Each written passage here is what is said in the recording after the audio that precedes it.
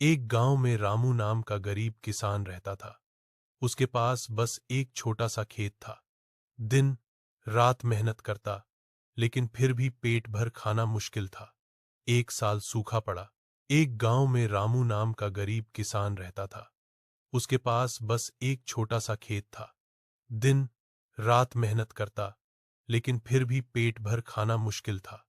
एक साल सूखा पड़ा। फसल बर्बाद हो गई। हार मानने के बजाय रामू ने दूसरे गांव जाकर मजदूरी की, पैसे बचाए और फिर से खेत में मेहनत। एक छोटे से गांव में रामू नाम का एक गरीब किसान रहता था।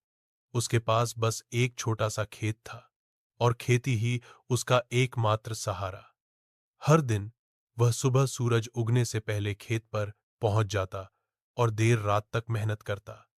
फिर भी उसके घर में अक्सर खाने के लिए दाल रोटी तक मुश्किल से बन पाती थी। बरसात के मौसम में एक साल बारिश बहुत कम हुई। खेत सूखने लगे और फसल ऑलमोस्ट खत्म हो गई। गांव के कई किसानों ने हार मान ली और शहर जाकर नौकरी करने लगे। लेकिन रामू ने हिम्मत नहीं हारी। उसने सोचा, जिंदगी में जितना भी कठिन समय आए, परिश्रम और उम्मीद का साथ कभी नहीं छोड़ना चाहिए। रामू ने खेत में कुआं खोदने का निश्चय किया। गांव वाले हंसे, बोले कि गरीब आदमी इतना बड़ा काम कैसे कर पाएगा।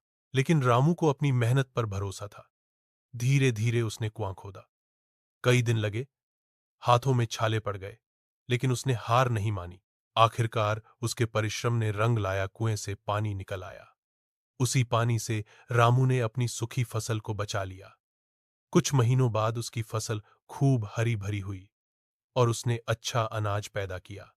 फसल बिकने पर उसे इतना पैसा मिला कि उसने अपने पुराने घर की मरम्मत करवाई, बच्चों को स्कूल भेजा और अपनी पत्नी की कई सालों पुरानी दवा भी दिलवाई। गांव वाले, जो पहले हंसते थे, अब रामू की तारीफ करने लगे।